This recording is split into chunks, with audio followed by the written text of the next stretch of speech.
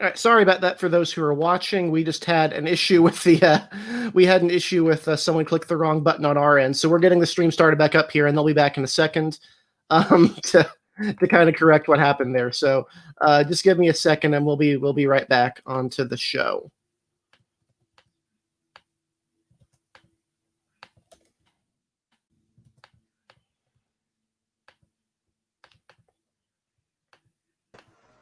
All right, welcome back, guys. I'm gonna be starting up reposting on Twitter that we have the link. Harrison accidentally joined in and accidentally clicked the wrong button. So, so we'll be back on just a second. I'm gonna get this back on Twitter just to be safe. And we're already live, so I'll cut this out of the edit in the podcast version.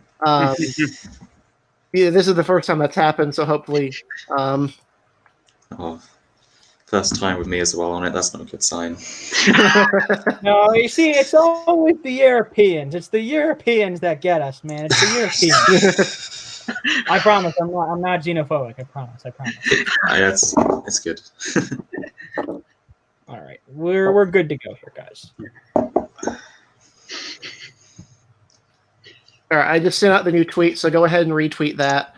That was a mistake on our end, so hopefully this will be fixed, and we won't have to worry about that. So let me make sure people have filed back in here. Yeah, we got 3 people here, so yeah, we were about where we were before. So give me just a second here to make sure everyone. Sorry, I'm letting Harrison know it's all right.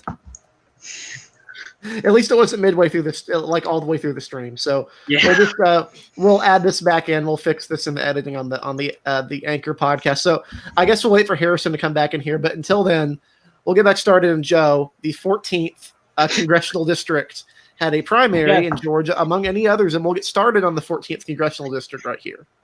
Yes, because the crazy lady won, and like we said, that's not necessarily an insult anymore. Marjorie Taylor Greene has had a very, very bad 2 days, and you can see why we differentiate her from Lauren Boebert when we talk about any candidates that have been Q connected. Once Lauren Boebert won her primary, she totally disregarded Q, said she wasn't a part of any of that, and has generally calmed down when it comes to her rhetoric on that end. Marjorie Taylor Greene has done none of that. Within hours of her winning the primary, she kicked out her press out of her rally. She attacked an 18-year-old kid on Twitter and sicked her followers on him. She has tweeted out things about, that are fringe things such as 9/11 conspiracies. She has videos have come up on her about certain birther issues, just issue after issue after issue, and well, it's a real mess for my party, and I think that's probably the best way to put it. Kevin McCarthy has been a disappointing leader in this for sure, especially with the fact that he probably could have stopped this. Mm-hmm. To be honest, he could have certainly gone harder for John Cowan. Steve Scalise did, to be fair to him, as the second highest Republican in the House. Steve Scalise did. He fundraised for Cohen, but McCarthy didn't do his part as leader and step in and stop this, which I think could have very easily been stopped. And now we have a person who is just looking worse and worse than she already did when we knew about her. Literally just today, just since the primary, it's come out. She's made some comments about Obama being a Muslim, about 9/11 being an inside job, specifically the Pentagon. We had one come out. Another one was her complaining saying that Seth Rich was killed by MS-13, which is a pretty common QAnon claim. And then another one, which is that JFK Jr. was killed by the Clintons. So we're talking about a string of really ridiculous conspiracy theories that have come out just today, and there's probably more to come given she was a media figure before she ran for Congress. And a lot of this could possibly have been avoided if McCarthy had taken a side. I'm reporting that IRAD indicated that McCarthy had actually promised Cohen some sort of aid, some sort of assistance, but he never followed up with it. It was only Scalise. And then, of course, the Freedom Caucus was heavily backing Green. Whether they do so now after this is questionable even for them. But it's definitely been a shocking result given the overall strength of Green's performance in that race. You wouldn't have thought this was a this was a race with such a challenging and unfortunate candidate, given how overwhelmingly she won that primary. I mean, if you look at the numbers, it was really just shocking outside of Floyd County, which is the home county of John Cohen, which he won by around 2,000 votes. She won the rest of the county or the district overwhelmingly by around 16 percentage points. So a very overwhelming win for her in this runoff, which had some attention. And the big issue is that because messaging was not put out there about Green, people didn't care. As much as we talk about we're all politicos, we know about QAnon, regular people necessarily still do not, and I don't think really understand it or either don't care. And because of that, I don't think the voters of Georgia 14 cared. They all thought this was a mass conspiracy. Hopefully, with these past days, they kind of start to realize this was not a massive conspiracy against their candidate. This is a person who is unqualified and unfit to serve for office, in my opinion. This is a person who's just going to be a loud blabbermouth who is on a whole different level. It's not just someone who's going to say a stupid thing every 3 months, like a Rashida Tlaib or Louis Gohmert. This is a person who is going to say a stupid thing every single day, it looks like. And that's a real problem for someone who's in a very safe red Congress seat. So it's going to have to come down to Republicans taking a stand and Steve Kinging this person and making sure that by 2022 she isn't a problem anymore. That's what's going to come down. Yeah. I'll kind of throw it to Harrison as well, since he was obviously part of our live stream that night. What was your impressions from this result and what this might mean for the future? I think it's a very, very bad sign, especially for the GOP in safe seats. I mean, this is not a politician that the Republicans want Democrats or the mainstream media branding as their new standard bearer. And the fact that Trump directly endorsed her and Kevin McCarthy implicitly endorsed her, those two things definitely don't help the Republican image, especially with a candidate this controversial. It certainly is like a reverse squad for the Republicans, someone with radical fringe views, and in a way even more controversial considering these aren't really political opinions. They're conspiracy theories that aren't based in any fact, versus members of the squad who, despite having views that may be perceived as controversial by most people, they are still somewhat based in evidence, or they can at least provide evidence to support their beliefs, even if someone may disagree with it. But Green has completely shown that you can be elected in a Republican primary, and I'm not blaming the Republican Party, but it certainly is a leadership gap here that the Republican Party leadership let this happen. So I should rephrase that. I'm not blaming Republican voters in general around the country because they had nothing to do with it, but the Republican leaders in the House certainly had a chance to stop this and to fight it aggressively. McCarthy definitely failed on promoting John Cohen, which is why you guys have started to become more avid on seeing McCarthy either shape up or get out, if you know what I mean. But this is a problem for sure, and it's not going to reflect well in the House. Obviously, she can't be impeached. They can't deny her a seat in the House in January, but they can try to expel her or at least investigate her because, quite frankly, many of her beliefs are anti-American. I mean, if you're going to be a 9/11 conspiracy theorist, someone who's going to say that there's no evidence that an airplane crashed into the Pentagon, then you're frankly just dishonoring all of the people that died in that tragic incident. And it's not good for the GOP because, in a way, it's hypocrisy because the GOP is supposed to be a party that values patriotism as one of its main core aspects. And Marjorie Greene's view of patriotism is simply not accurate. If patriotism is designed to be the exclusion of people you disagree with and the denial of facts and simply the belief that you're right and no one else is right and there's going to be one side, and that not only goes against democracy, that goes against what America was designed for in the first place. And I know the Republican Party is definitely upset with this right now because it does not reflect well on them. Yeah. I know from a fact that Steve Scalise, he is apparently, there have been definitely reports of Republicans who have expressed very much anger and frustration to McCarthy in the 48 hours since this primary. Steve Scalise, who is the number 2 Republican in the House, is apparently one of those people. Scalise was still the only member of leadership who sent out emails or fundraised for Cowen after the original primary, in this time between the primary and the runoff. Scalise was the only one. And we know that Scalise has kind of been angling for a leadership spot for a while. He decided not to go against McCarthy in the lead up to 2018. I think, honestly, from what I've heard, after this cycle, I think Scalise could very well go for it. And it wouldn't surprise me because Scalise is someone with the potential to unify the Republican Party. He's obviously very ideologically conservative, but he's also a personally compelling figure. He's not known for controversy, and he's known for driving not just being a very good whip and for driving a good vote, but also for his support from. I know people, for example, I know the most radical populist I know, and myself would both be on board for him being speaker, which says a lot about his abilities as a candidate for that office. Whereas McCarthy was seen to begin with as a fairly weak speaker, someone who wouldn't be able to muster the strength needed to do that, would rely on subordinates like Steve Scalise.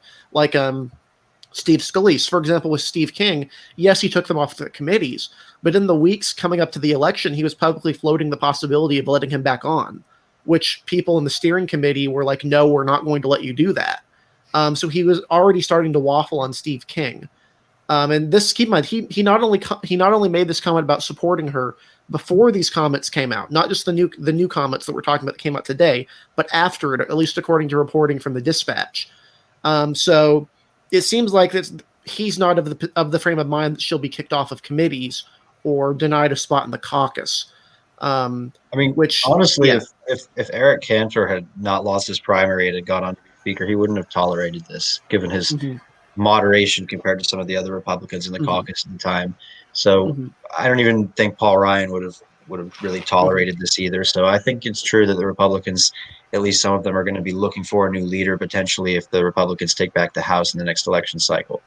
Which seems unlikely at the moment, but it's always a possibility, right? Not this election cycle, but in the future. In 2022, for example, possibly with more favorable maps. I certainly believe, if some of the talk I've heard, I do think that going into 2022, House Republicans will have a new leader. I do not think McCarthy will be. And that should benefit them as well going into those elections, because normally midterm years in the history of American politics, except 2002 and 1998, they go against the incumbent president. So theoretically, that plus some redistricting that could harm some incumbent Democrats in seats that may be drawn out, such as Emmanuel Cleaver and Jim Cooper, that should help Republicans. And if they have a good new leader and they can get rid of people like Marjorie Greene in primaries or by drawing new maps, and that should only help them in reaction to a Biden administration and could potentially help them take back control of the House. Yeah, and just a second before I throw it off to Pete and Adam, who have comments they want to make, I would like to mention, of course, that right now Kevin McCarthy has not won an election as the leader of the Republican conference.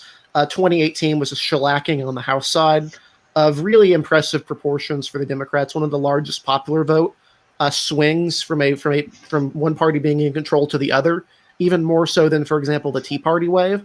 So he was already on kind of shaky water to begin with, at least in his operation of the conference and of the Republican Party's House efforts as a whole. This sort of thing is obviously something that could alienate people in competitive districts who may not be interested in this sort of thing. But I'll go ahead and throw it to Peter, who had some comments to make, and then we'll go to Adam after that. Yeah, I mean, I agree with everyone, what they've said about Marjorie Taylor. I think, ironically, she very much is similar to a very other, arguably crazy Georgia rep in Cynthia McKinney, who was, that from the 2000s. I think, obviously, this is not very helpful for the GOP to have someone who's flirted with 9/11 conspiracy theories and also, who thinks it's appropriate to go after an 18-year-old kid on Twitter, because that's what normal election officials do. But yeah, I think I do think with Kevin McCarthy, and I think a lot of people forget, Kevin McCarthy's never has very been good in the spotlight. In 2015, when he had the chance of being speaker, he blew it because he went on television and decided to make a gaffe saying that the only reason why Republicans were investigating Benghazi was because they wanted to do a political Hillary Clinton. Immediately after those comments came out, he withdrew himself from the speakership race. So he's not very good at this. I think Steve Scalise would be a much better leader for the caucus. He's one of the few people, I think, in the Republican Party who genuinely gets along with the right wing and the moderate wing of the caucus. And I think he would be much more better in the terms of the operational standpoint that House Republicans desperately want, that they've lacked for a long time in their leadership. And so, what's your thought on the matter, Adam?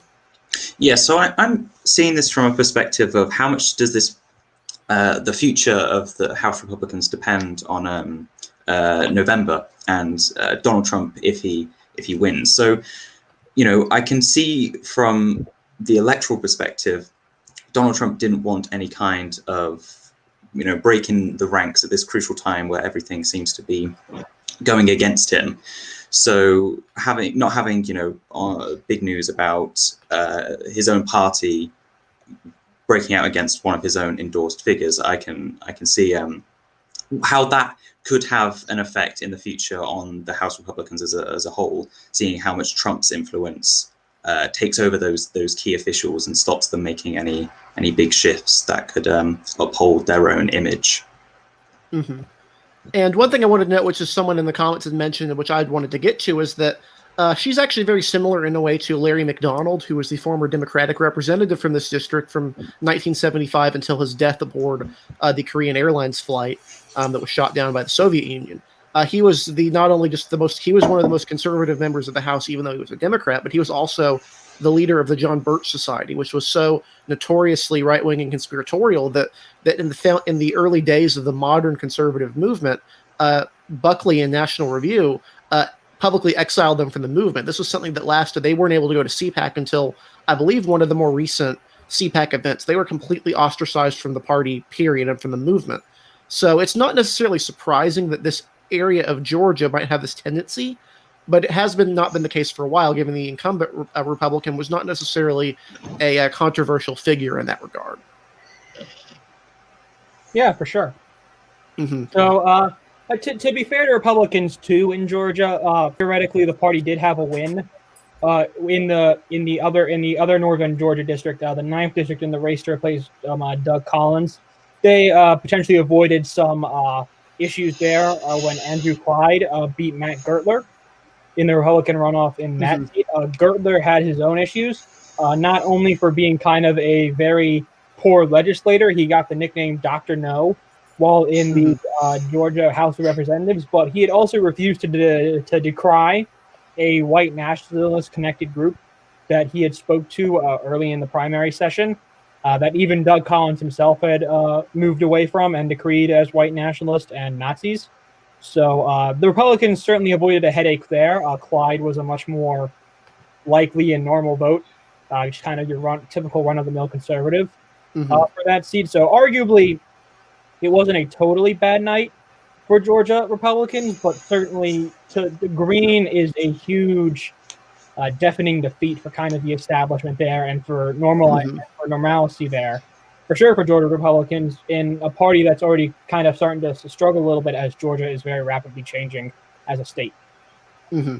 Yep, and we've taken up a lot of time on this topic, so I want to go ahead and shift gears unless someone has anything else to go over here, because we have a few other topics on the docket tonight before we go into our segment at the end where we discuss our new show, which we're launching this Friday, which is just incredible because we wanted to get ahead of some of this major stuff happening internationally.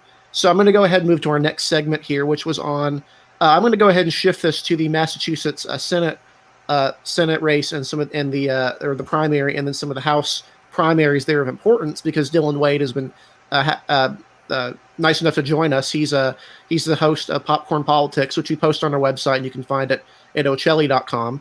And he's more in line with the progressive wing of the party, and so he's kind of a good voice to go to on these sorts of issues. So in the last few weeks, it had been seen that early on that Joe Kennedy was the favorite in the Massachusetts Democratic primary.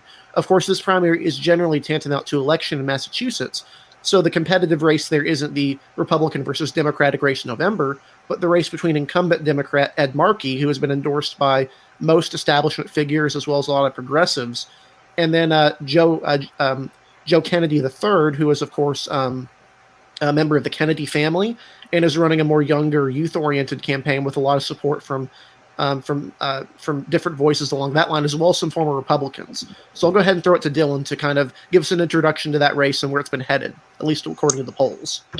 So at the beginning of the race, it's really interesting. Joe Kennedy jumped out to a 16-point lead immediately.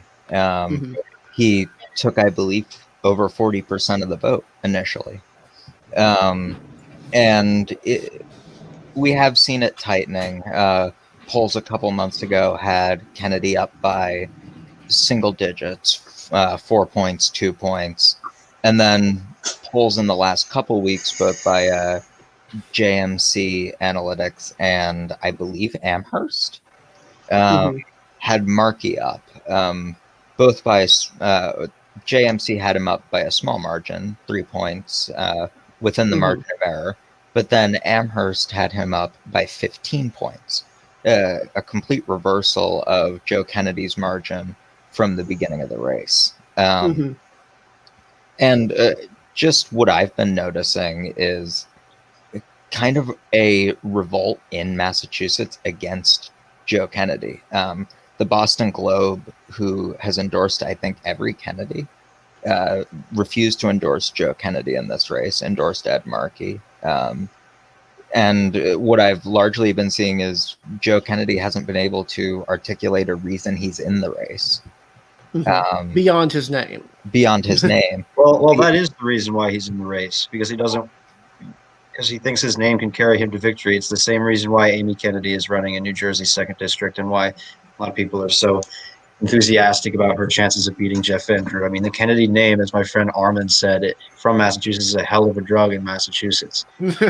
Yeah. It is. It is indeed. Absolutely. But I think the thing that kind of seals it for Kennedy, I mean, I don't think he's out by any means. I'd still probably call him maybe even a slight favorite.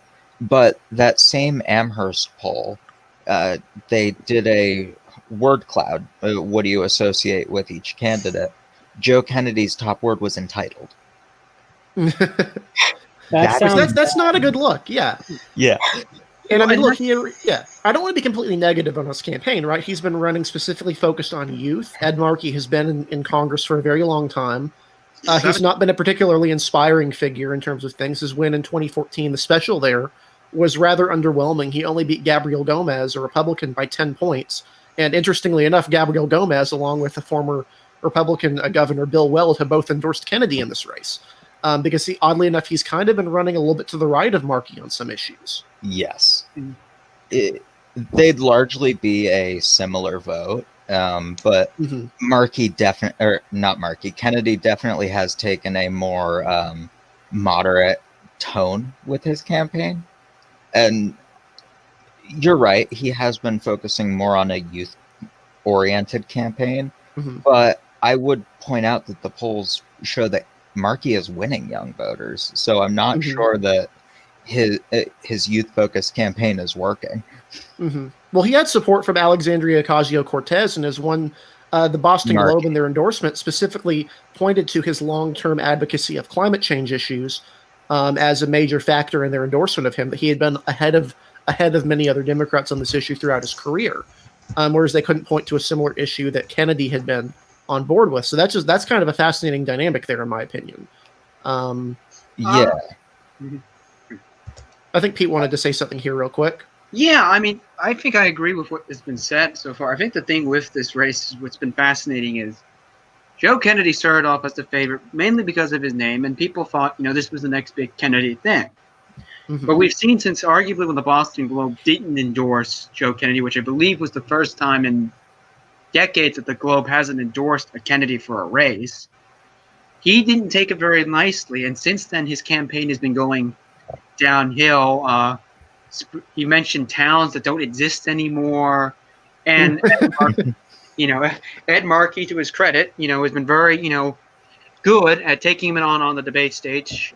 Just last night, or 2 nights ago, apologies, he brought up right to Kennedy's face that his father and his brother were donating negative ads for the campaign, and would he tell both his brother and father on the debate stage to stop it? And Joe Kennedy was silent.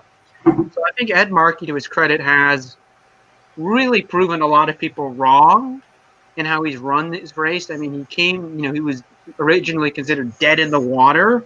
There's no way, a Kennedy can lose, to the point now where he may very well break the dynasty. I mean, Aaron Thomas, who Harrison mentioned, said that Kennedy hasn't lost a race in Massachusetts in 104 years. So this would be quite monumental if Joe were to lose. And I think the thing with Joe Kennedy, in my personal opinion of why I think he's running, is he wants to springboard to power. He knows if he doesn't run now, someone like Ariana Presley will just jump him. Mhm. And I think Joe Kennedy has more higher aspirations than just being in the United States Senate. I think he wants to be the Kennedy. That's why, I mean, if you look at the history of the Kennedys as a family, regardless of what you think about the Kennedys, and they are an incredibly impressive political family, but definitely ambitious would be a word to use to describe all three of the main Kennedy sons, Bobby Kennedy, John F. Kennedy, and Ted Kennedy, all of whom had presidential aspirations.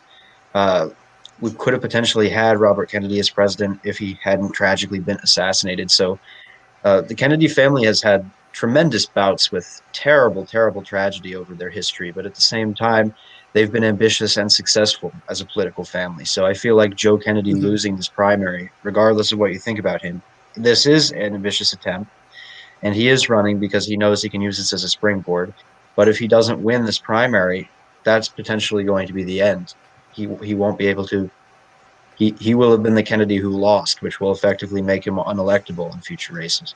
No, And it's important the person he succeeded in his seat was the venerable Barney Frank, who had been there for decades and was one of the most important members of the Democratic delegation there. Obviously, that seat is now open, and so you could be a situation where you actually don't have someone as a long-term representative for that district.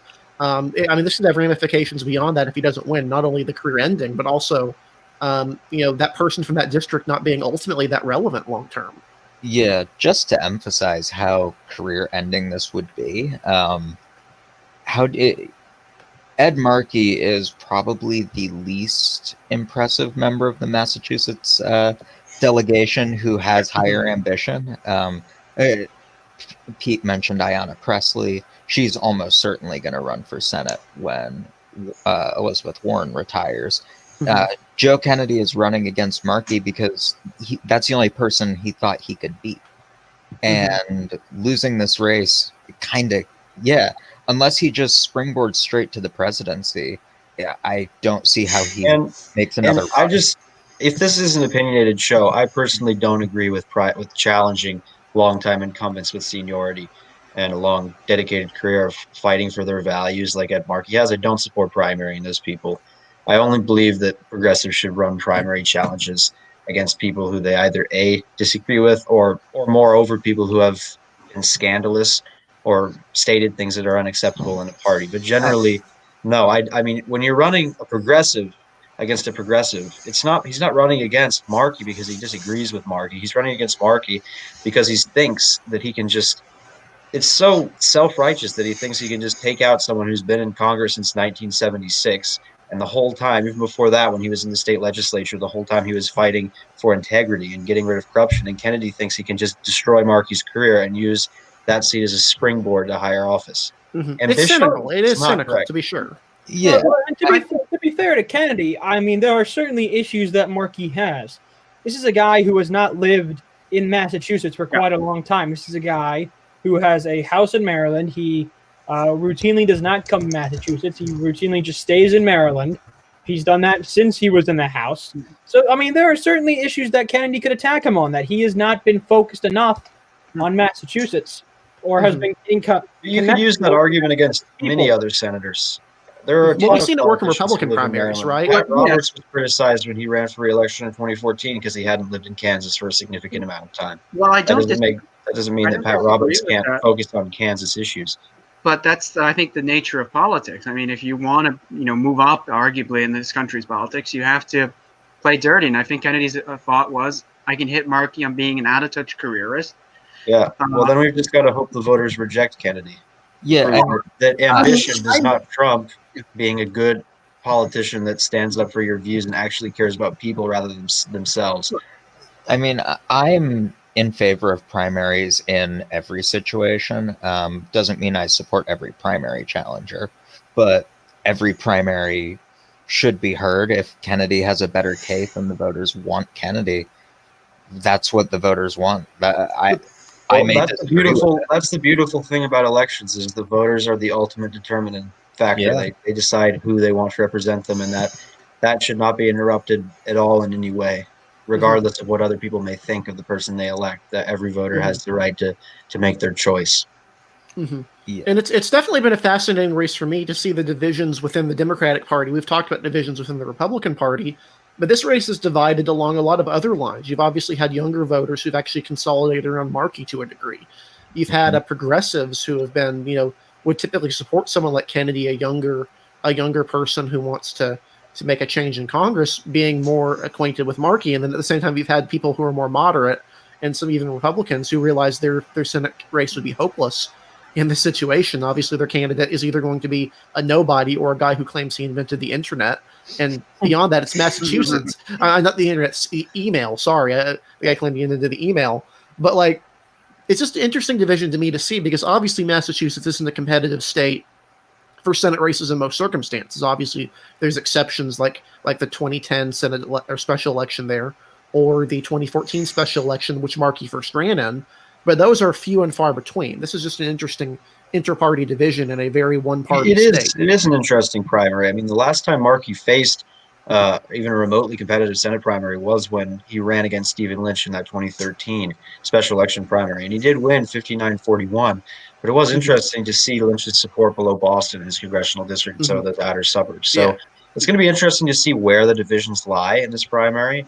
And regardless of who wins, I think that despite personal differences we may have with Kennedy, like I don't dislike Kennedy. I think he's still a good person, and I could see him being a good senator, but I just disagree with the concept of primarying someone simply for ambition. And I know that is a key portion, it's a key part of politics, modern politics. It always has been a part of politics, but that doesn't necessarily make it right. But if the voters want to pick Kennedy to be their senator or to be the Democratic nominee for senator, then that's their choice. I think it's going to be interesting as election analysts to see where the breakdown falls in this race. And obviously, we've still got 3 weeks to go too, so that's important. There's still time here. But the momentum is certainly, I think, with Markey. Helping Markey for absolutely. sure. I mean, the polls we've seen in the last few days even have all been in favor of Markey. We've seen pretty much a complete reversal of his lead, as you guys pointed out at the beginning of this stream. Yeah, and the good discussion here, I think we've probably hit as much as we can on this topic. Before we go to break, I do want to give Dylan the opportunity to explain one race. And I don't want to go too much into detail on this because it's a very difficult topic, but I think Dylan can explain the issues here very well. Is the first congressional district primary, which is between Richard Neal, who is a incumbent. He's been there for a long time. He's been there since '89. He's known as a fairly liberal Democrat, aside from a few a little bit more mildly, not necessarily liberal positions on things like abortion or some foreign policy. He's also Ways and Means chair, so that's pretty important. Yeah, which is very important because obviously Democrats don't want to lose any other committee chairman again in their elections. But he is facing a primary in his Berkshire-based district, which includes Springfield. It's one of the more liberal districts in a state that's fairly liberal, namely the Berkshires being such a kind of like Vermont in how they vote, just very, very liberal. He's facing a primary from Alex Morse, who was a mayor of Holyoke, Massachusetts, which is a town in Springfield, around the Springfield area. And this was considered to be a very competitive primary, even though the district isn't competitive.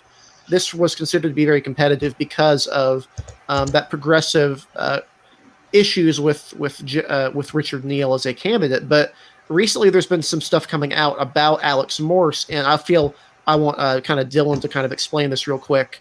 I'll let Peter explain something on him real quick first before we go into Dylan, who's kind of going to give us the rundown of what's been going on. Yeah, I mean, the scandal, I think, is its own thing. I mean, the interesting thing with Richard Neal, and I think a lot of people don't really look at this, is Neal is very much arguably a last of their kind in Massachusetts. The old Irish boy, who very much dominated state politics for the last century. But that, as we've seen in recent years, that is beginning to die off. The traditional Irish Catholic, the traditional Irish Catholics. The seat that Ariana Presley now holds, that seat has changed from being one of the most Irish seats in the country to now one of the most minority seats in the entire state of Massachusetts. And we've seen, Stephen Lynch, the name was mentioned earlier. 20 some odd years ago, Stephen Lynch would have beat someone like Ed Markey in a Senate primary because of the Irish Catholic vote in the city of Boston and surrounding things. So I think Neal should he lose, and obviously there's the whole mess involved with that, would be very much the end of an era that people in Massachusetts have been accustomed to, and almost the end of the Irish power machine that has been in the halls of Congress. Mm-hmm. Yeah, I would agree with that. And I'll throw it to Dylan real quick to explain that controversy you've been touching on. This is a very sensitive topic, so I think Dylan's a good person to explain what's been going on because he's affiliated with the progressive wing of the party and can kind of look at this from that perspective. So I'm going to try to set aside as much of the issue as I can.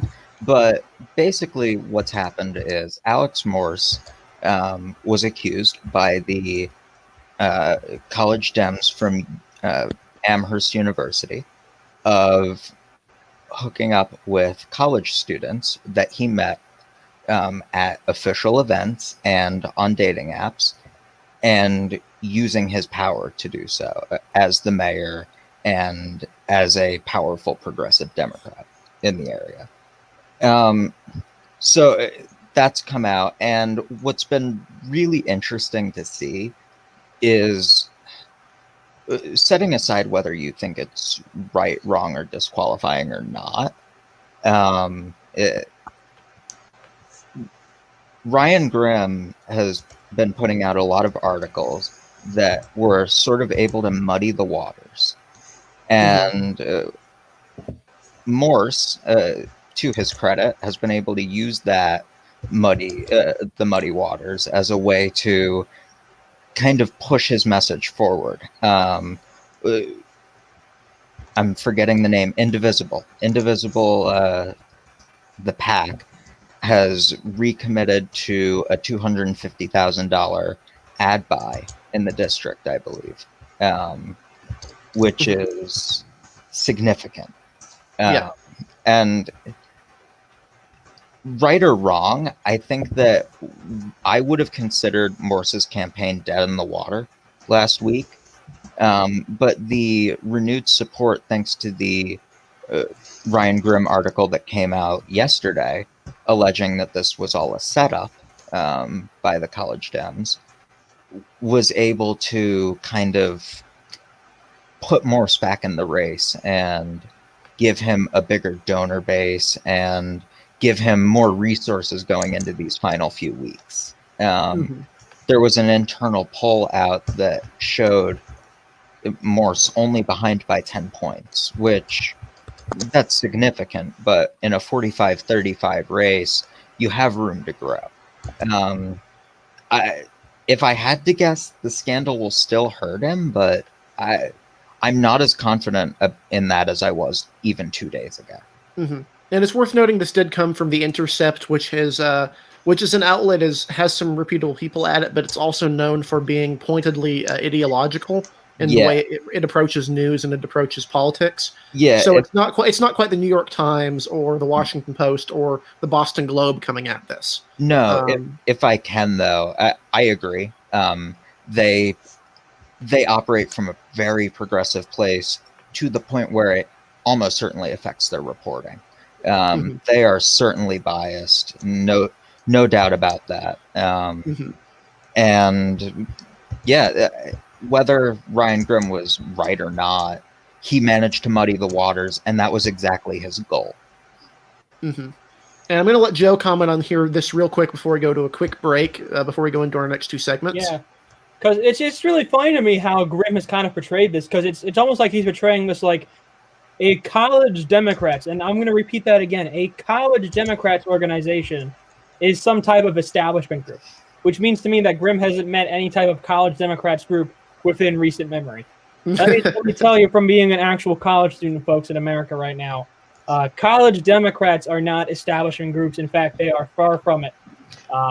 These are not the establishment people you think they are. A lot of them will support primary challengers.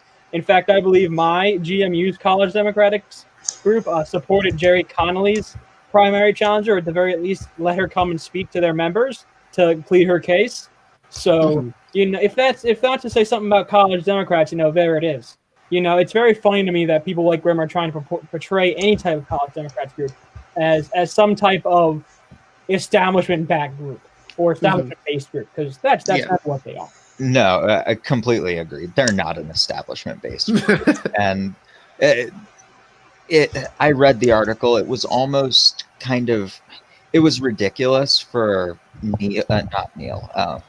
Grimm to attempt to muddy the waters in this way. But honestly, credit to him from a dirty politics standpoint. I think it worked. Mm-hmm. There seems to be some rising momentum from some of those groups in particular that initially pulled their endorsements that have since, or that simply stayed quiet, that have since reinforced their support for Alex Morse. Yeah. So we'll be keeping an eye on this primary in a couple weeks when the Massachusetts primaries come through, along with the Senate race. So obviously, stay tuned to Elections Daily and to our YouTube channel, where we'll be giving you live coverage of that. Before we go into our next 2 segments, we're going to do a quick 1-minute break. We'll be back right after that, so stay tuned.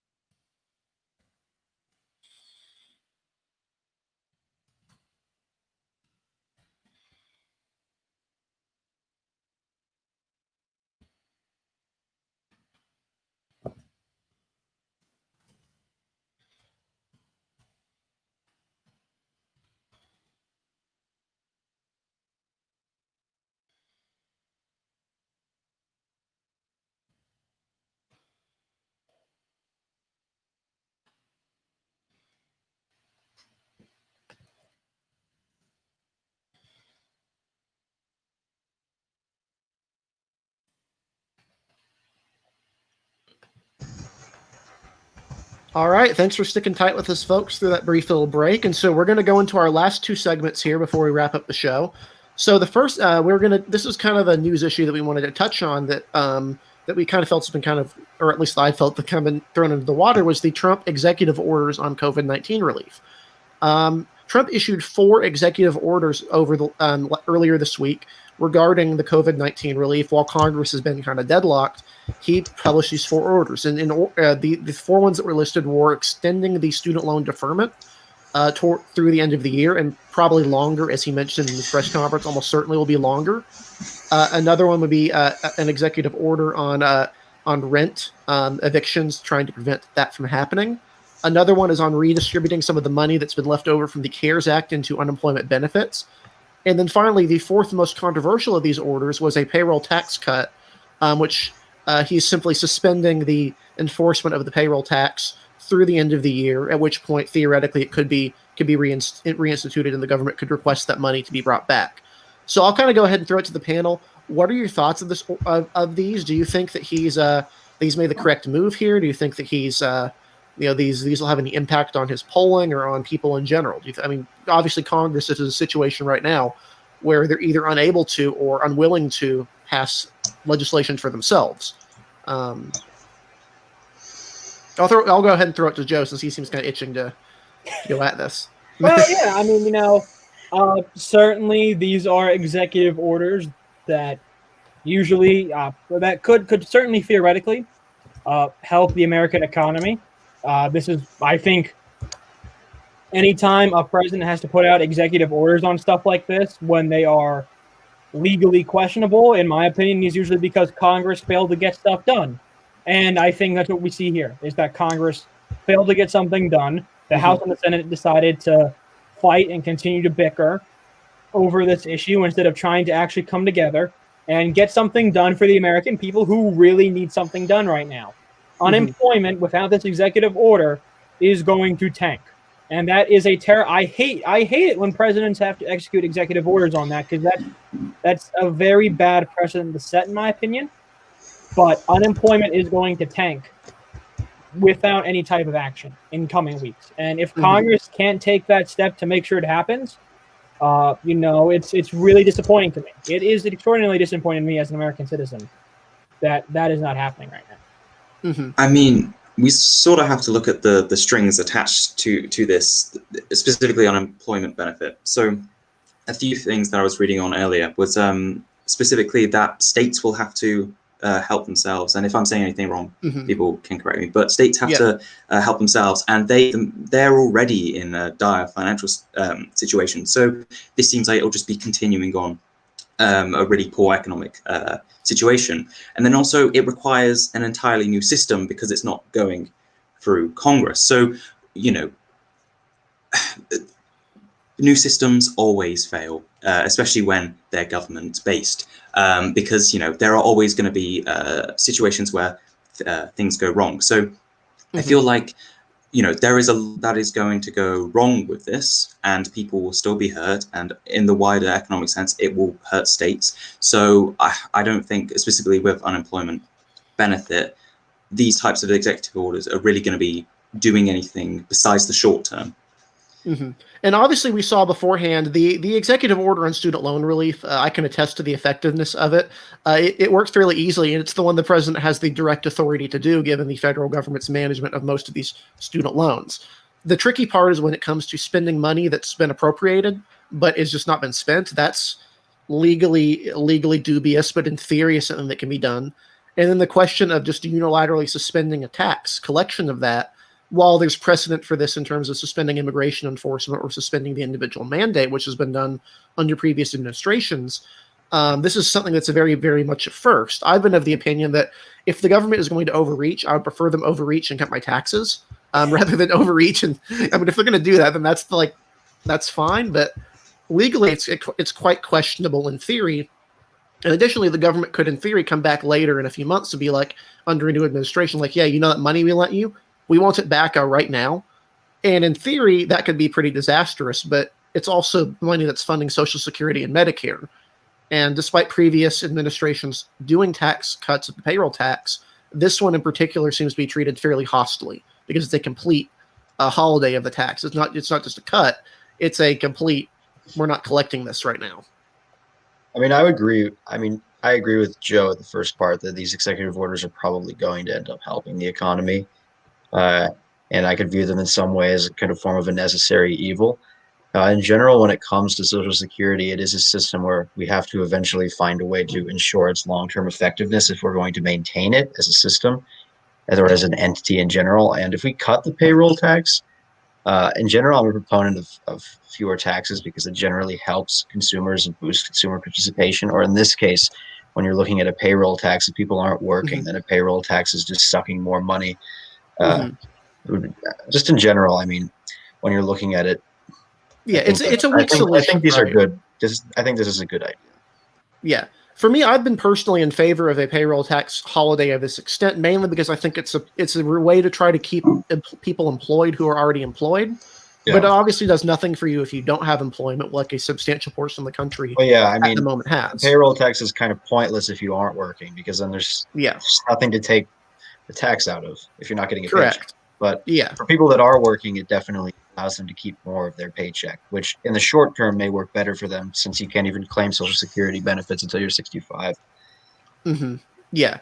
And specifically, I don't think the student loan one's going to face much pushback at all. That's something that seems to have broad support. The fact he's continuing to do that is well within his authority, as demonstrated by the previous orders on the matter. That one's not particularly controversial at all. It's the other three in particular that have faced some pushback.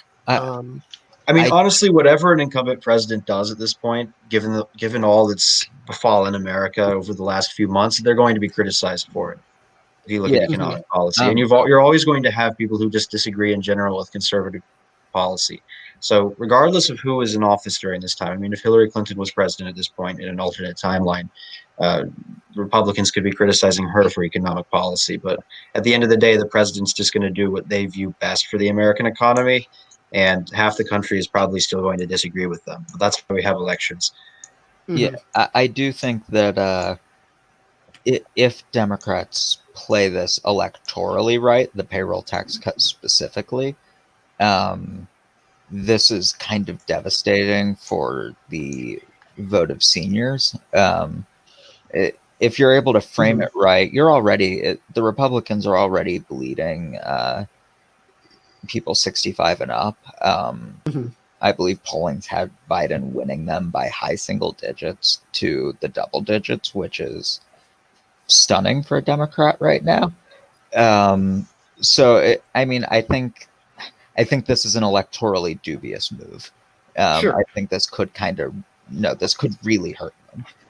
In theory, but right, but that, you It's- actually it's- have. Yeah, sorry, I was going to say real quick is that there have been videos taken, for example, of Chuck Schumer and Nancy Pelosi praising previous payroll tax cuts. Obviously, it's kind of a false equivocation because those were only cuts in the payroll need tax; to- those weren't complete abolition of the payroll tax. Yeah. We need to remember when we're looking at this payroll tax holiday that it doesn't necessarily mean Social Security is being outright eliminated forever. Oh, I agree, but I mean, And on pushes top that of that, date when up. you're looking at the population that's 65 and older, you have to remember that when you look at that population, it's not just a well, clearly defined set group. I mean, there are a lot of retirees who have enough money to survive without Social Security checks. So you just have to look at that not every senior is going to have their life endangered, frankly, by having the payroll tax Well, removed. And they're I not mean- paying the payroll tax because they're not working anymore. Receiving This is benefits that this they've is worked only for people making under $100,000. So if you make over $100,000, sorry, you still have to pay your payroll tax. That's one Right. other thing which I thought was and fairly most of smart the here. people that benefit from Social Security, for the most part, have already spent their whole life paying into the system. yeah, And it's I not think like just doing a tax holiday is going to make all that money vanish overnight. no. I think the problem for, frankly, the entire Republican caucus is again Trump. He said that, oh, maybe we'll just get rid of the tax permanently if I'm reelected. I mean, yes, you're right that money won't dry up because of a tax holiday. But when your nominee says, let's eliminate the funding, it will eventually. Well, I mean, the way Social Security as a system is now, regardless of what happens, is the funding for it in the future over the next few decades is going to become a bit precarious. Yeah. So I think it is worth noting that we should look at altering or possibly changing the way in which we provide benefits to senior citizens and retirees, because the current Social Security system is not at all a perfect system, and it hasn't been a perfect system since it was passed. I mean, when it was initially passed back in the 1930s, it still took 7 years before anyone could start claiming any benefits from it until 1943. And even at that time, people were denied benefits if they were involved in certain occupations, and it took even longer before the racial exclusion portion of the Social Security Act was removed, and the Southern Democrats were overcome, and they were able to finally ensure that everyone could get Social Security regardless of their occupation or race. And even now, we're seeing troubles with Social Security that not necessarily are going to make it an issue now, but over the next few decades, that could potentially turn into a sitting time bomb. Then it could blow up on the next generation, and they don't know what to do with it. Yeah, I think the current dates are the insolvency would start coming around, which is not, by insolvency we mean they can't pay out the benefits fully. Would be around 2030 or And that's the problem with 2034. Yeah. That's the problem. So theoretically, a 6-month payroll tax cut might increase that by a small amount, but it's not like it would rocket it forward to like an instant crisis. It's still a crisis that's within. Wow. It's still down the road, right? It's not an imminent threat, at least imminent in terms of we're looking at this right now. I think people should be looking at it. Yeah, I mean, when we look at the history of American politics, we generally have, I know it's a cliche expression, but we have a propensity to kick the can down the road and just wait to fix an issue until it literally is at the point of no return and must be fixed. I mean, this happened with the slave issue and it led to the Civil War, and it's potentially could happen with climate change, potentially get pushed down the road again, and maybe even Social Security. And there have been many good mixed plans, meaning you mix private and public investment in terms of Social Security replacements that I would agree with. But it certainly is another issue that we need to look at. I mean, generally private investment is good, but for some people that rely on government investments, we still need to make sure that they have some kind of stream to get their benefits. So it's worth looking at. But I think in politics, we should start being more proactive rather than reactive, because we could seriously, if you look at history, have averted a lot of crises simply by being more proactive in terms of addressing problems that may not be a problem now, but could be a problem down the road. And I think that that's just human nature, but sometimes I think that if we could just overcome that, we could solve a lot of our issues. Definitely. And I think of these ones that have been listed, the payroll tax is the one that's going to face the most scrutiny and will almost certainly go to court in some regard. But a very good discussion. Really thought this went very well. And so we're going to go on to our last segment now, which is the announcement we're actually going to announce, since Harrison's here, talk about 2 shows we're doing. But we're going to start with Adam Lawless and Peter, who are going to explain a new show we're doing, which is called The World Tonight. It's going to start tomorrow, and it's going to be focused exclusively on international news, which we at Elections Daily have covered international news before. We've covered the UK election in 2019. We've covered the Canadian election. We've discussed recently leadership races in the Canadian and German Conservative parties, the Canadian Conservative Party and the German Christian Democratic Union, of course. And we're going to be kind of expanding that coverage into this show, which will go weekly. And so I'll kind of leave it to Peter and Adam to explain what we're going to be doing. We're starts tomorrow, of course, and we're going to have a really good episode for you. So. Sure, Peter, do you want to? Yeah, who wants to go? I'll go first. Yeah. Since I was my brainchild first, I want to thank again Eric for the opportunity to give this show the beginning. The show will commence tomorrow at 5 o'clock Eastern Time or 10 p.m. British Time for those who may watch across the Atlantic. It's a show we're going to do. It's a half-hour show involving all the politics internationally across the world, whether it be Asia, Europe, Africa, or Latin America. And we want to give it in perspective for people to understand, since sometimes I know for a lot of people, international politics may be a very scary thing to talk about, not knowing things about. And especially with all that's going on in the world, it's helpful for people to know more. Mm-hmm.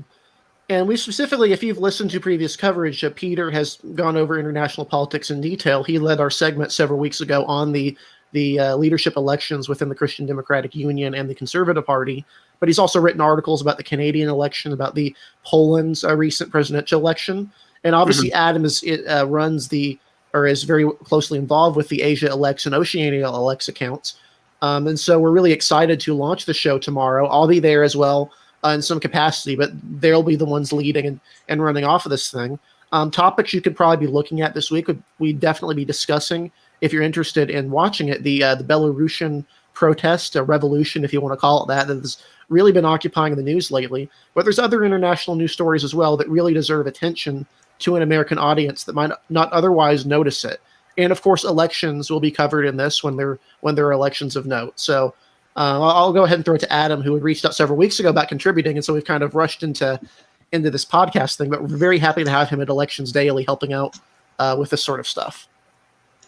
Yeah, sure. So I guess I can go over some of the other things we'll be talking about tomorrow, or that we have planned.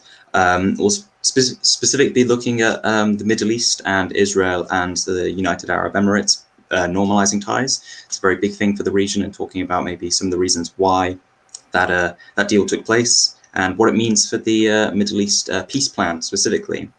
And then there's broader issues as well, like the political crisis in Lebanon, and depending on time, maybe touching upon the most recent election, which was all the way back on the 5th of August in Sri Lanka. So there's definitely a lot of interesting things that we can talk about. So hopefully we can all fit it in. And if it needs to go longer, that's fine. 30 minutes is kind of obviously fitting all of the world's news into 30 minutes is really challenging. But we're really excited to do this, and we're really excited to continue launching shows. This is actually been going ahead of our third. We announced this on the Elections Daily live stream when we did election coverage and a new show. This will, I guess, technically be our third show because it goes first, but I'll go ahead and throw it to Harrison, and we'll kind of be explaining an additional show will be starting next week on Wednesday, which I think you're all really going to like as well, because it's specifically focused on redistricting. Yeah, so we're going to have a show called Redistricting Radar, and it's going to happen every Wednesday. I think we decided on either 6 or 7 p.m., but it's going to be about 20 to 30 minutes long. And we're basically going to come in and do each state alphabetically, look at how the redistricting process is going to go in terms of redrawing the congressional maps after the census for the next decade in 2022. And we're also going to both come in with maps that are based on the most likely scenario in terms of looking at what the states are going to draw, and we'll explain them. And then at the end, we'll go over some of the seats and maybe predict who will run where and what implications this will have. And obviously, this will become much more effective after November, when we know what the next Congress is going to look like and who the incumbents are, and as well the compositions of state chambers that are going to be critical for redrawing the lines in states where the legislature passes maps. And this is really important because a lot of people are not as familiar with the redistricting process in a lot of these states. So in addition to showing you these maps, we'll also be explaining the process the state uses. Do they use the legislature? Can the governor veto maps? Do they use an independent commission or a bipartisan commission? And how does this all play into the maps that we'll be creating? Because we won't be creating a theoretical fair map or a theoretical gerrymander. We'll be creating a map that we feel is a realistic assessment of what the map will look like going into next cycle. And that can differ from state to state. This will also differ by the number of districts. We never know for sure what they're going to end up drawing, but we can definitely look at it. I mean, some things could change after November, but it's something worth looking at. And it's worth noting these shows do not replace Elections Weekly in the report. Those shows will continue as usual.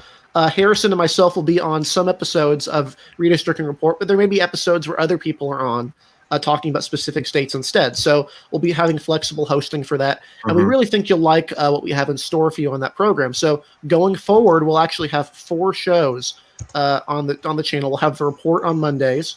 We'll have Redistricting Report on Wednesdays. We'll have Elections Weekly on Thursdays, and we'll have The World Tonight on Fridays. So, which means on election week we have a show every night. So, yep, which is really exciting, and we're really excited to continue to bring you quality content.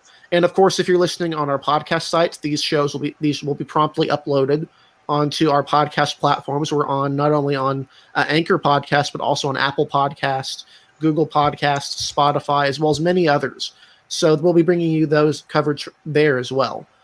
So we're really excited about this. And anything else in particular you want to talk about in regards to The World Tonight, which premieres tomorrow, Peter and Adam? Yes, I should note to people, yes, we do plan on, it's going to start off small, but the inevitable hope is once this becomes a good footing is to add more people along. We want to have a lot of people involved. So there may be names that maybe Elections Daily has never heard of, people who follow the account may hear, just to broaden perspectives up. And me and Adam are planning, to have very lively and robust, conversations. We, want to have a show that's normal for people. We don't, plan on being, we plan on being fun and providing the news in some ways, that, we can do. And maybe sometimes, we'll do it, in an untraditional way. But that's, I think, the beautiful thing about this, website is that we do things in our way, and that means a good success.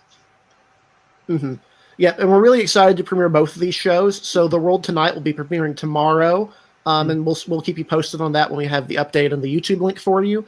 And then Redistricting Report will launch this Wednesday, so the upcoming Wednesday. And so we're really excited to bring these to you. Since we have a little bit of time left, and there's been some comments, I want to go through and kind of give a little bit of input on some of these. Someone specifically, Eli Berman, who we accidentally muted last time. We're very sorry about that, Eli.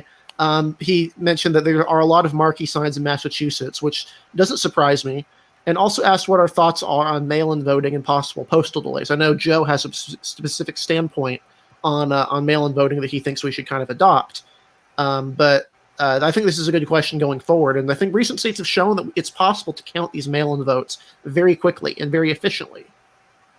Yeah, for sure, but I think this has got to be a state-by-state basis that states have got to start improving how we count our absentee and mail-in ballots. Obviously, the postal delays thing is big. What the president, what the federal government was doing with that, I have never been the biggest supporter of the U.S. Postal Service in recent years, but what the president is doing right now is not the way to go about it, especially as we're going up an election, which is going to use a lot of mail-in ballots and a lot of absentee ballots. It just smells of corruption.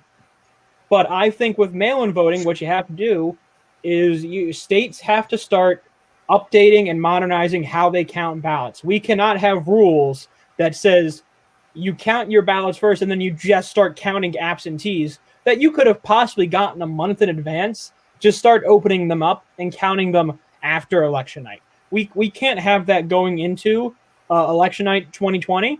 That, especially in controversial swing states, that will just lead to bad things.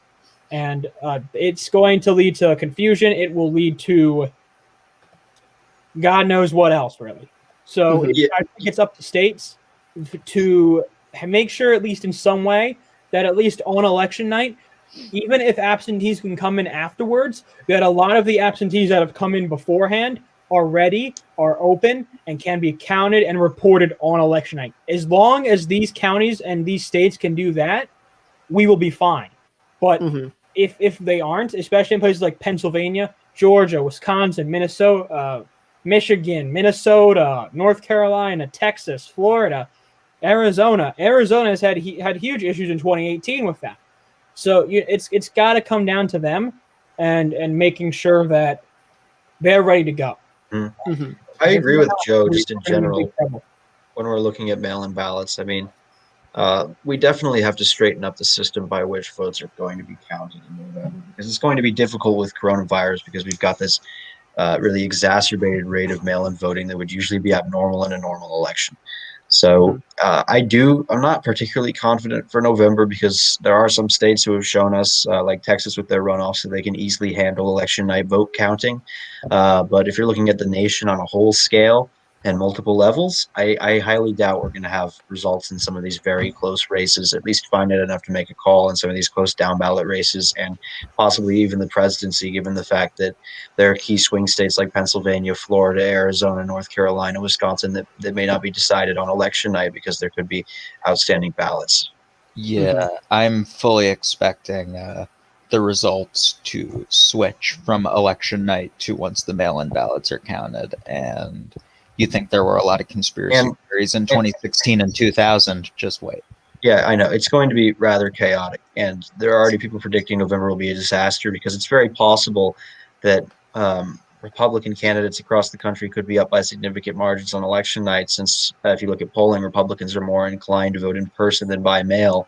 But then as mail-in ballots are counted, the Democrats would take over the lead, and then you could get allegations that the election was rigged, that Trump could say that he was framed, or it just I don't have high hopes for November, really. I mean, I think it's going to be one of the bigger threats to the appreciation and stability of our democratic system. And as someone who really likes elections, I'm not very optimistic at how people on both sides of the spectrum are going to view our system after this. I mean, you really have to look at first of all, yes, the amount of the fact Democrats are more inclined to vote like this, but you have to look specifically at Donald Trump himself, who has been planting these seeds of distrust in, well, not even seeds. He's just been, I don't know, putting trees straight into the ground about mail-in ballots and how they are corrupt. So yeah, there is definitely a lot of fault to go towards, the presidency itself. And it's concerning. It's very concerning. It's just part of Trump's appeal as a candidate to his base in general. I mean, his base largely was looking for someone to unify their beliefs into one cohesive candidate. And regardless of what you think about Trump, he did manage to do that successfully enough to win the primary election over a myriad of important contenders back in 2016, and then mobilized that to win the general election by taking narrow victories in key swing states, even though he didn't win the popular vote. Now, this time, obviously, Joe Biden's far ahead of where Clinton was at a comparable time in polling here. But then again, people are saying don't compare the two elections. But I think it is fair to say that although we can't, in journalism, completely count out an incumbent president's reelection, it is unlikely, given that Trump is fairly far down for an president looking at historical polling. So it's definitely not looking very rosy for him. And the race hasn't shown many signs of seriously tightening. I know some people have described it as stabilizing, as Biden's lead has fallen below 10. It's around 8 or 9, if I recall, but still, it's not impossible that Trump wins, but it's pretty unlikely at this point, looking at the polling. Yeah, And I do want to move on. Sorry, I think we need to move on to another question real quick. But go ahead and say what you're going to say, Dylan. No, all I was going to say was, and it doesn't seem like, from a subjective standpoint, his strategy is one that's going to make up that margin. Mm-hmm. Yeah, but it's definitely something we're keeping an eye on. So the other one we have, which is, I think Harrison and I can kind of go over this because I think we've talked about this a little bit. Yes, very frustrating. Yeah, okay, so basically the article from Jezebel, which again, it's from Jezebel, was a mix of conspiracy theories and just radical assertions, and then a few things that are mildly concerning, right? So the Nazi stuff, which came out, I think it's blatant character assassination, given what he said, and given how popular the place he visited is literally the last stop on the Band of Brothers tour. It's somewhere that is visited quite a bit, and when you say that Hitler is the supreme evil, if you're going to mention him at all, that's probably what you want to say. That part of the Instagram post out, which is just pure literally. trying to frame him for something that he was not. He is not a neo-Nazi. if anything, he's one of the more patriotic candidates that I've seen. He's regardless of what you think about Cawthorn, Yeah. if you're going to do an actual story and you have to crop out something in order to get the viewers of your story to believe the allegations you're putting forward, then that should be enough to show that your story has no factual basis, at least with regard to that allegation. Yeah. I think personally the reason they're taking this line is that they can't attack him on Confederate statues because he actually supports taking Confederate statues down because his ancestors fought for the Union, and they like can't many attack Western him North on Carolinians. bigotry either, like with relation to gay rights issues and it's not homophobic. So there's a limited amount of things to go through, right? There are two things which I found mildly concerning, which might be problematic, but in reality, this mostly just screams as trying to get preemptively out there to try and prevent chances in leadership because there's no chance he loses this race. But basically, the two things, which is the real estate thing, is kind of weird, and I've heard about that before. But from North Carolina Republicans I've heard for, they've not heard about a problem here, and they're not concerned. So I don't see an issue there. If basically the sources I know, if they knew something was off here, they would be concerned about it. I would have mentioned it before the primary and after the primary. The one that's weirder is the stuff with the Naval Academy, mentioning that he said that he had been dreamed of going to it, and his ad's very careful to say he dreamed of going to it, but he was declined admission to the Naval Academy. So that's probably like an order, like in terms of concerns. The Naval Academy thing is like a mild concern. Then the real estate is about in that same area, and then way at the bottom below anything is the Instagram stuff. It is what you said. It is literally a character assassination. Yeah, for the most part, the whole well, in my opinion. They're scared that Madison Cawthorn could become the next generation of the Republican Party, and as much as Democrats may disagree with him, it's not right to just character assassinate someone. Like you may have Republicans who have tried to character assassinate people like AOC because they're rising stars in the progressive left movement on the Democratic side. But again, character assassination is pointless, and voters don't care about it. Yeah, especially not in Western North Carolina. They're really not going to care about that. No, I tend to agree. I think Cawthorn did say a couple of maybe inadvisable things in those Instagram posts, but nothing compared to what people are claiming. It's not Marjorie. It's not even close to Marjorie Taylor Greene level. No, Marjorie Greene is the legitimate example of someone who doesn't represent or shouldn't represent any political faction in the United States. Madison Cawthorn is just a generic next generation conservative who has an inspiring youthful message, at least. That not like Marjorie Greene, who's just outright expressed racist and frankly anti-American sentiments if you're going towards her 9/11 conspiracy theories. Yeah, because again, like the thing with Cawthorn is on the issues, there are things you can attack him on, but you can't attack him on the usual things you'll attack a Republican on. You can't say that I mentioned the Confederate thing because his ancestors, like many Western North Carolinians, actually fought for the Union in the Civil War. He doesn't have a whole lot of sympathy for the Confederate side. He's talked about his support for gay marriage and gay rights, although he does have some issues in regards to the trans area. But again, if there's an area where that's going to be a thing, that's the one you would expect the most. On terms of race, his most thing was opposing a reparations plan in Asheville, but again, there's really nothing there you can go after him on. And again, reparations, that's not a policy that's even widely accepted now. I mean, Jim Clyburn, who is the highest ranking African American in Congress, as the majority whip, literally said when they tried to bring up reparations back in 2019 that the system, he frankly said it was a stupid system and that you couldn't possibly create a database that would determine who would get money and who it would be appropriated to whom. Basically, when you have prominent African-American leaders saying that the system probably isn't a good idea, I don't think that it's fair to attack a Republican for opposing it. Yeah. But basically, so that's kind of where I'm looking at this at. And I think most people who actually have looked at the stuff beyond just a cropped Twitter post from a competitor who, you put a little bit more thought into what you're reading than just and like when you look at his opponent in general, it doesn't really fit the district. It is technically a slightly more Democratic district following its new boundary lines. I mean, Cooper got 45% there, but then again, that's Roy Cooper. It's not Mo Davis. Mo Davis definitely is a bit too far left for that district because it's still a Republican district. It's still a district where Clinton got 39% of the vote, and Biden will probably only get low 40s. If you assume that he'll overperform Clinton universally by small amounts. Yeah, I don't know if I agree that he's really all that far left. He was a chief prosecutor for Guantanamo, but regardless, Yeah, but the specific thing is His like basically, policies. yeah, it's not competitive. It's not a competitive No. district. And No, and if the there's only so much DCCC you wants can to do there. waste money there, then that can be their funeral because they have many more races that are much more winnable. North Carolina 8, for example, much more winnable. So if they just see an internal that has Mo Davis down by just 5, I still wouldn't even target that race. It's a waste of time if you're looking at it Yeah. from campaign strategy. Races like even North Carolina 9 is more winnable. Yeah. Like it's a low tier on the bar of things, and the Mhm. other problem is there's no suburban areas really to gain in. There's Asheville and there's maybe Jackson County and Swain County, but that's basically it. And that could be a whole episode, but I don't want to take your guys' time up too much here. So we'll go ahead and wrap up on that. We'll Mhm. probably be discussing the Madison Cawthorn thing in the future if any developments come out. But given the general tenacity of this article, it doesn't seem like there's going to be a whole lot more coming out. So thank you guys for watching, and we hope you listen to our new show tomorrow. We'll keep you updated with a link when we're doing when we have the details ready, and you can follow us on our Twitter account elections_daily to find out all the details of that when that's available.